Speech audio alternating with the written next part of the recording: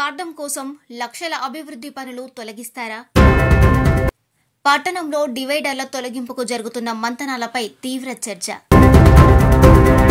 డివైడర్లు తొలగిస్తే ట్రాఫిక్ తిప్పలు తప్పవంటున్న పట్టణ ప్రజలు.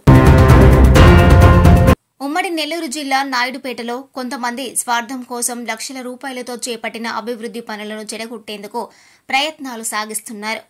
గత తెలుగుదేశం ప్రభుత్వ హయాంలో నాయుడుపేట మున్సిపాలిటీ సుందరీకరణలో భాగంగా పట్టణంలోని పెద్ద దర్గా సెంటర్ నుంచి పాత బస్టాండ్ సెంటర్ వరకు, అమరావతి సర్కిల్ నుంచి జెడ్పీ బాలుర ఉన్నత పాఠశాల వరకు రోడ్డుకు మధ్యలో లక్షల రూపాయల ప్రభుత్వ నిధులను వెచ్చించి డివైడర్లను ఏర్పాటు చేయడంతో పాటు ఆకర్షణీయంగా రంగులతో తీర్చిదిద్ది ఆ డివైడర్లపై సెంట్రల్ లైటింగ్, పట్టణంలోకి వచ్చే వారికి పచ్చదనంతో స్వాగతం పలికేలా వివిధ రకాల మొక్కలను నాటారు.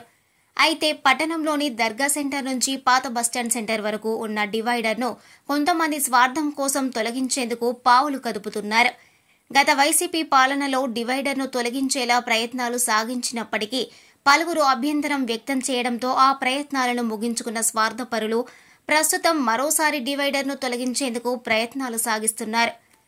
పట్టణంలోకి వచ్చే ప్రజలకు ఆహ్లాదకరంగా పచ్చదనంతో స్వాగతం పలికే విధంగా ఉన్న ఈ డివైడర్లను తొలగిస్తే పట్టణ సుందరీకరణ ఏమో గానీ ట్రాఫిక్కు తీవ్ర అంతరాయం ఏర్పడే అవకాశాలు ఉన్నాయని పట్టణ ప్రజలు విమర్శలు వ్యక్తం చేస్తున్నారు.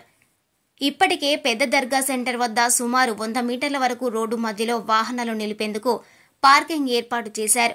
ఇక్కడ పార్కింగ్ ఏర్పాటు చేయడంతో వాహనదారులు ఇష్టానుసారంగా వాహనాలను పార్కింగ్ చేసి వెళుతుండటంతో ట్రాఫిక్కు తీవ్ర అంతరాయం ఏర్పడడంతో పాటు అటుగా వెళ్లే పాదచారులు కనీసం రోడ్డును కూడా దాటలేని పరిస్థితిని నెలకొని ఉంది. ప్రస్తుతం ఉన్న డివైడర్లను తొలగిస్తే ఈ సమస్య మరింత తీవ్రతరం కావడంతో పాటు పట్టణంలోనికి ప్రజలు, వాహనదారులు రాలేని పరిస్థితి ఏర్పడుతుందని పట్టణ ప్రజలు వాపోతున్నారు.